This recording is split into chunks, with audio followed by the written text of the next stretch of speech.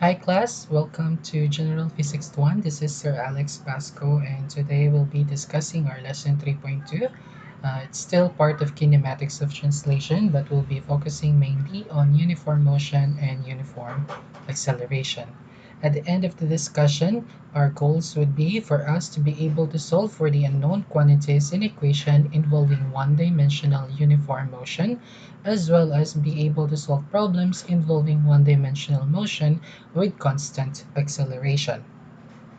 We'll begin our discussion with our motion with a discussion in motion in a straight line. As the words itself describe, it's a motion in a single straight line. What we mean by that is that we're only considering the motion of an object as it moves on a straight line.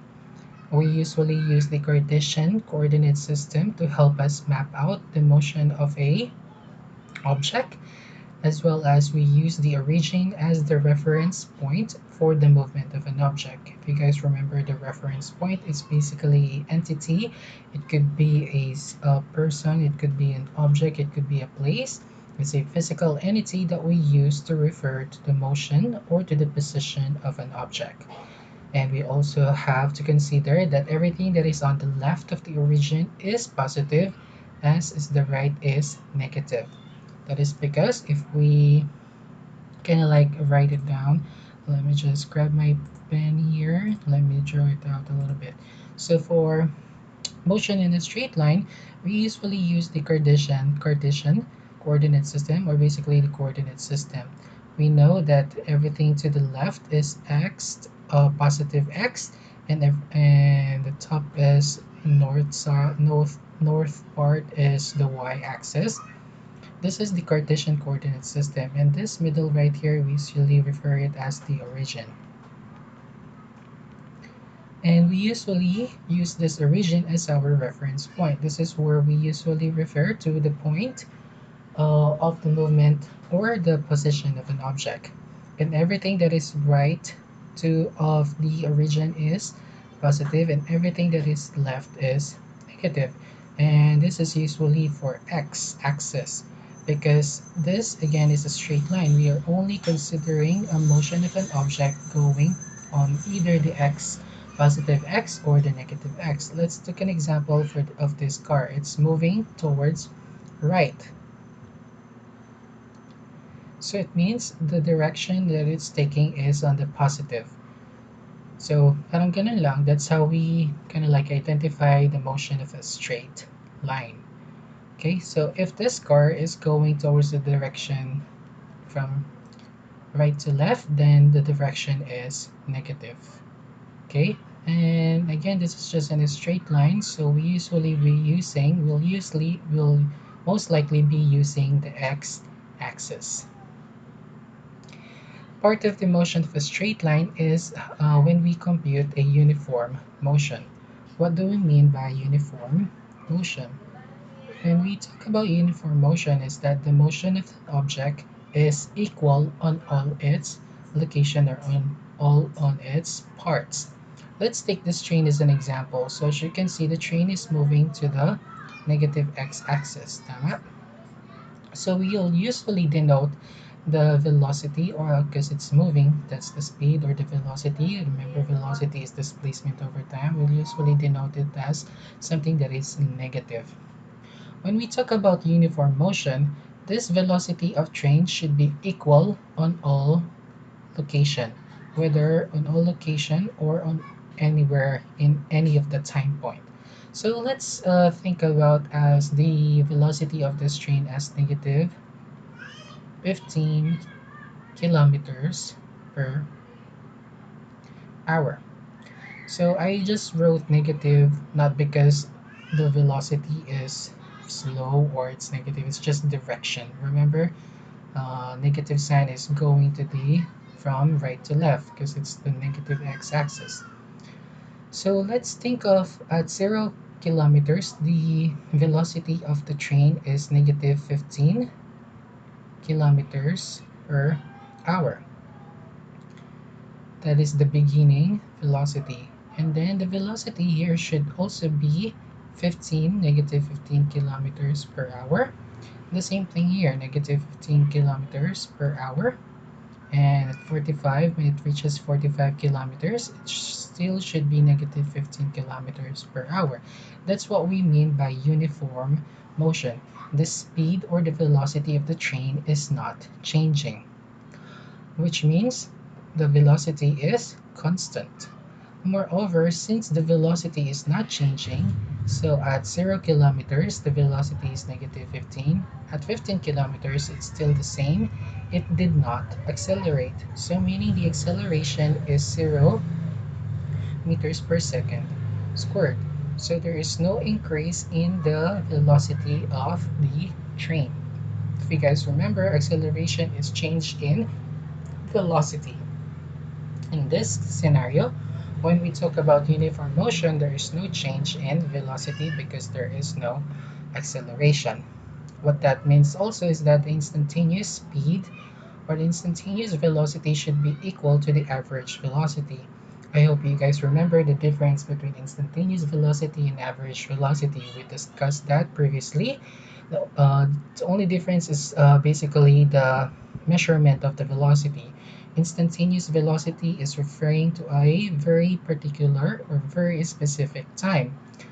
So, for example, the velocity or specific space or specific time. For example, what would be the velocity at this point right here? So, for example, at 0.5 kilometers.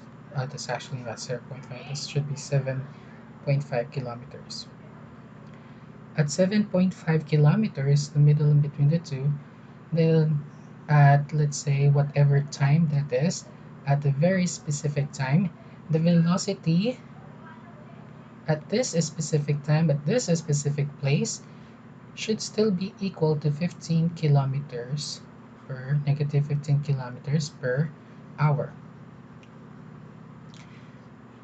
So that is the instantaneous speed. It's a very specific time, as opposed to average velocity is taking all the time at whatever time or whatever time or whatever distance, and then adding all them up and then dividing them up into how many you've taken, and that would still equal to the same speed because your speed is not changing. So for example, there are um, five velocities here. So you have velocity 1 at 45 kilometers, you have velocity 2 at 30 kilometers, velocity 3 at 15, velocity 4 at 7.5, and velocity 5 at 0 kilometers. If you add all of those velocities, negative 15 plus negative 15 plus negative 15 plus negative 15, another 15, then you just have to divide how many 15 are there. 1, 2, 3, 4, 5 divided by 5. You would still get negative 15 kilometers. This is average velocity is the total velocity divided by the total time. 15 kilometers per hour. So that's how the instantaneous velocity and average velocity is the same because the velocity is constant and there's no acceleration. And we can use this principle to actually solve for displacement. So in order to find how far an object traveled over a certain time, we just have to multiply the constant velocity of the moving object divided by whatever time that you want to look at. So for example, your train is moving at negative 15 kilometers per hour. And then you want to figure out how far did the train travel after 6 hours. Okay, what you just have to do is to multiply these two, and that checks out because distance, the measurement of distance is either meter, kilometer, usually in form of length. And by multiplying negative 15 kilometers to 6 hours,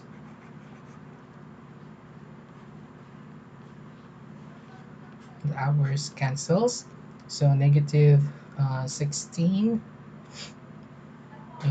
negative 15 multiplied by 6. So that would be around 90, I believe. That's negative 90 kilometers after 6 hours. I think that sounds right. Okay, so that's how you use uniform motion in this equation to figure out the displacement. So let's try it on a sample problem. So a car moving at a constant speed travels 30 meters in 5 seconds. A. What is the speed of the car? B. How far will the object move in 10 seconds? So how are we going to solve this? First, let's understand the question. So we have a car and it is moving at a constant speed, so it has a constant velocity. And it has traveled for 30 meters in 5 seconds. So we have a distance and a time. So let's write those given. So we were given the distance that the car has traveled already 30 meters within the span of 5 seconds. So the question that they're asking is, what is the speed of the car? So they're asking for the velocity of the car as well as how far will the object or the car move in 10 seconds. So they gave us a new time, but this time they're asking what is the distance after 10 seconds. So how are we going to solve this? Simple, we're going to use the formula we've just discussed. Because they have given us time, and we will find the velocity. So dx is equals to velocity times time. So for A, we are looking for velocity. Tama? What we can do is take this equation and using algebra rearrange it to solve for the velocity. What we just need to do is divide both sides by time. So we get that the velocity is equals to distance over time. This still checks out because distance over time is speed, is velocity. So the velocity is 30 meters divided by 5 seconds. So the velocity of the car is, I believe, 6 meters per second. Okay, so that is how we measure or when we want to find for the velocity of an object if we were given the distance it traveled over a certain time. Next, how are we going to solve for B? So now they're asking for a new distance, but this time it's asking distance in after 10 seconds. So we have a new time. Simple, we just have to use the same equation, dx v t. So they give us, we're looking for the distance and they gave us a new time. How about for v? Well, the speed is constant, so it's unchanging. So even after 10 seconds, the velocity should still be the same. So dx is equals to 6 meters per second divided by 10 seconds. Or multiplied, not divided by. Multiplied by 10 seconds. The seconds cancelled, and the distance would be 60 meters. So that's how we use this equation. Okay, so next we're gonna, I hope that's clear, and we're going to move to our next part of the lesson. Now we're going to talk about uniformly accelerated motion. This time, what is unchanging is not speed but acceleration. We know that the acceleration is basically a change of speed or direction. Actually, and or dapat to. And or direction.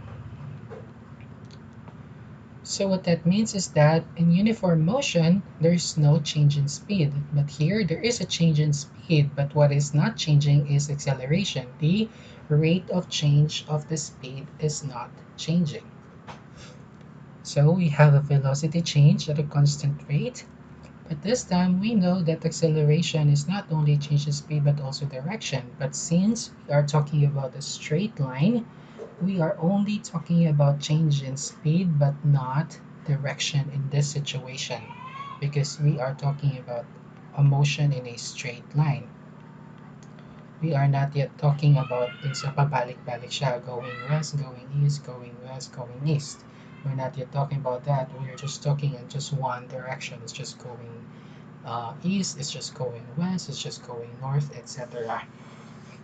Okay, so how are we going to solve for the acceleration? If we want to find the acceleration rate of a moving object, this is the equation that we have to use. Because we know acceleration is a change of speed. Again, there's no direction yet. We're only talking about speed. And since there's a change of speed, it means there is an initial speed, the beginning speed, yung speed niya nung una, and yung final speed niya. We just have to subtract the initial speed from the final speed and then divide it at the rate or the time it takes for the object to change its speed from initial to final. So that is the equation. So kind of have a diagram here. So parang ganito lang siya. So constant velocity, the speed of the person is unchanging. If we have a camera, so let's say that's our camera right here. If we take a picture of this person at a very constant rate, let's say 1 click per 5 seconds. So, makikita ninyo na yung distance na travel niya hindi nag-iiba. So, this is your first, second click. This is your second click. This is your third click, or not seconds. This is your first click, second click, third click, kumbaga. At kung mapapansin ninyo, fourth click, hindi nag-iiba yung distance na travel niya every click kasi constant lang yung speed. Samantalang sa acceleration, kapag nag-click ang isa, tapos pangalawa, kung mapapansin mo, mas malayo yung travel niya every click. Because that's because nag-accelerate siya, bumibilis yung, dahil bumibilis siya, mas malayo yung natatravel niya. So parang ganun lang yung difference ng constant velocity sa acceleration. Pero this time yung acceleration, yung pinag-usapan natin, constant. So hindi nag-iba yung acceleration. So hindi siya bumabagal, hindi siya bumibilis. So if we want to look for the constant acceleration of an object, we will use this equation. So let's try that on a sample problem. A Nissan Sentra is stopped at a traffic light. When the light turns green, the driver accelerates so the car's speedometer reads 10 meters per second after 5 seconds. What is the car's acceleration, assuming it is constant? So we're going to assume here that the acceleration is constant. And the beginning, at the beginning, the Nissan Sentra is stopped. So this is very important because this tells us that the initial velocity is actually 0 meters per second kasi tumigil siya. And then when the car lights turns green, umanda rin sa sasakyan, and then it accelerates. And then after 10 seconds, this is your time, yung final velocity niya is 10 meters per second. So we're gonna write those down as our given. Our initial velocity is equals to 0 meters per second, and our final velocity is equals to 10 meters per second, and we were given a time of 10 or 5 seconds. So ang tinatanong ngayon ng problem is ano yung acceleration ng sasakyan. And how are we going to solve that is by using the formula that we just talked about. A is equals to final velocity minus the initial velocity, or V naught. This is called a V naught, and then divided by time. So solution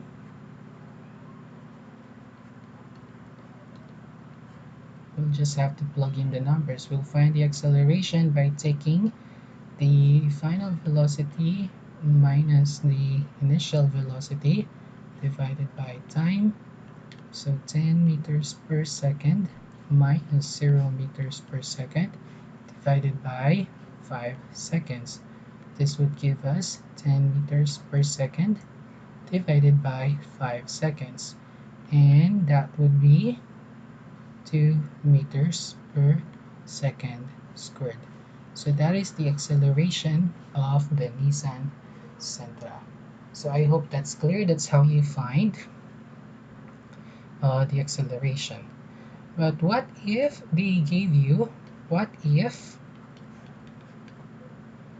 binigay nila yung initial velocity, binigay nila yung acceleration, and ang gusto mong hanapin ngayon or ang pinapahanap nila is yung final velocity. So how are we going to do that?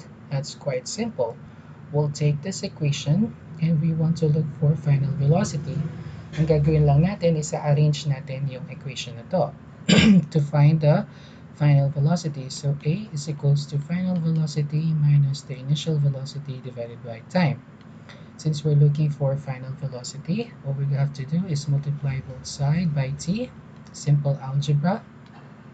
So that gives us AT is equals to VF minus V naught. That is because cancel yung t, and we'll add both sides. We'll add the initial velocity on both sides. So that would give us the final velocity is equals to v initial velocity plus acceleration times time. So we'll have to use this equation now to solve for final velocity. So what if displacement naman yung gusto mong hanapin, yung distance na na-travel? Kung binigay sa'yo yung acceleration, binigay sa'yo yung final velocity and yung initial velocity, paano mo kukunin yung displacement? That's easy. We'll begin by talking about or defining average velocity. We know na yung average velocity is basically velocity or the is equals to the total displacement over time.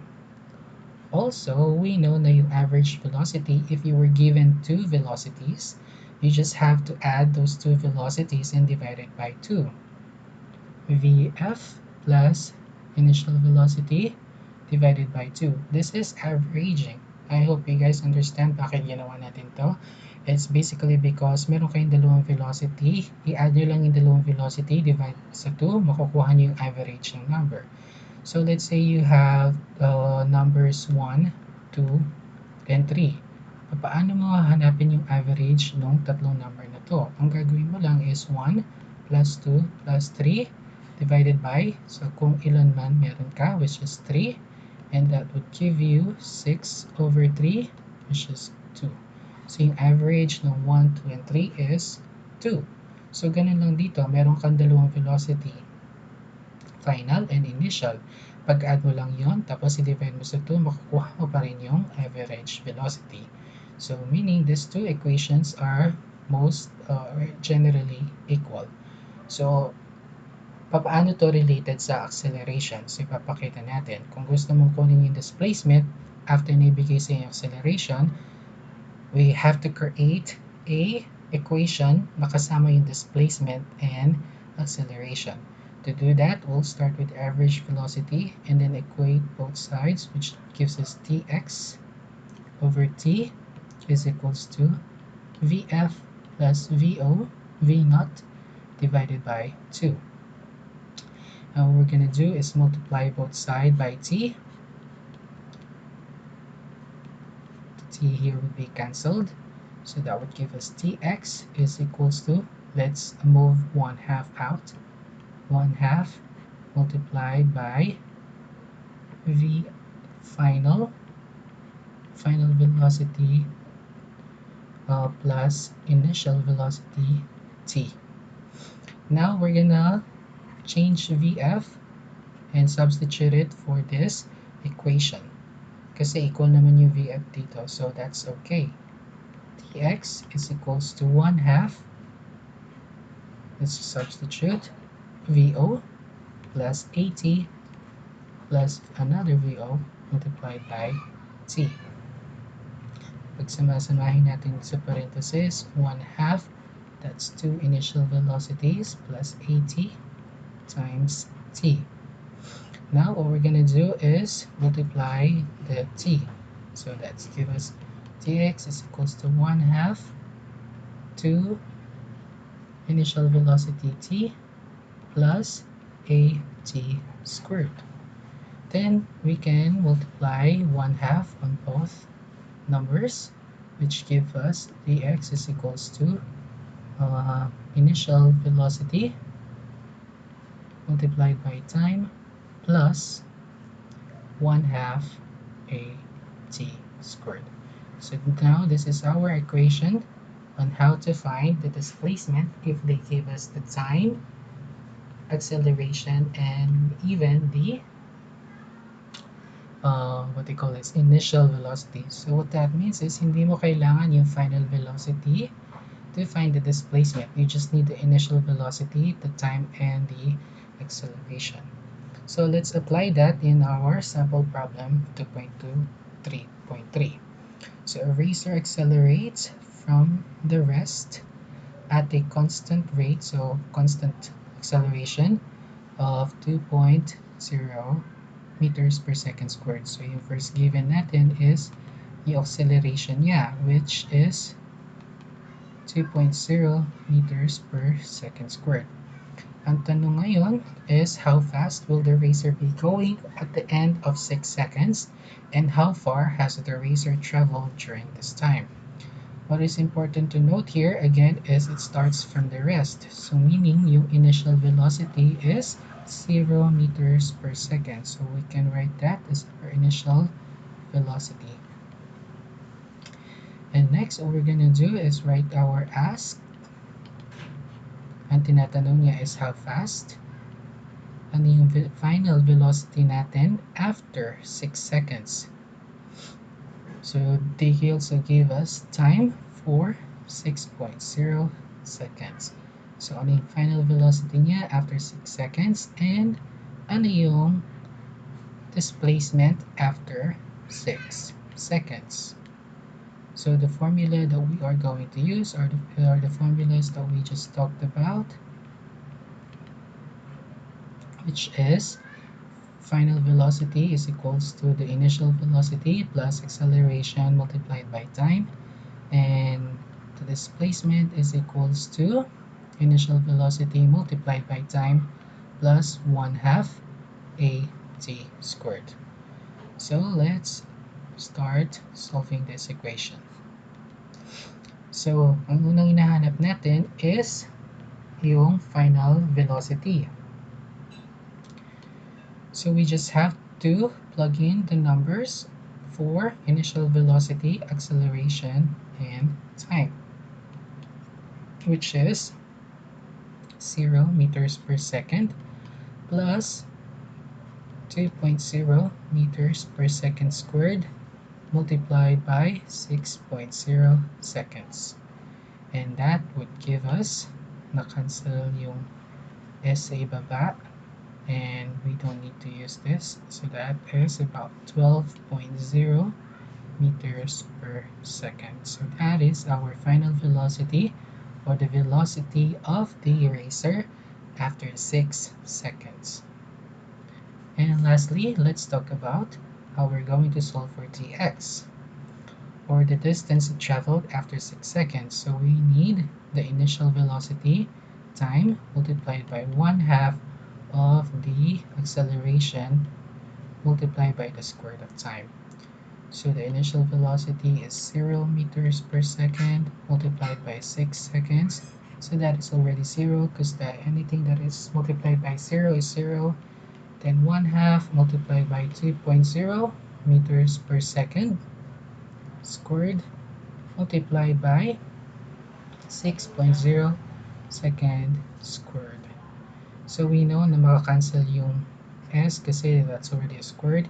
We'll cancel the 2, so that only give us meters and 6 squared. So ang answer natin is 36 meters. So the distance the racer traveled after 6 seconds is 36 meters. And yung velocity niya sa 36 meters is 12.0 meters per second. So I hope that is clear. That's how you use these equations to solve for displacement, velocity, final velocity, and displacement if they have given you acceleration. So if you guys have any questions or may hindi kayo naintindihan, do not hesitate to message me. Thank you so much guys and have a great day.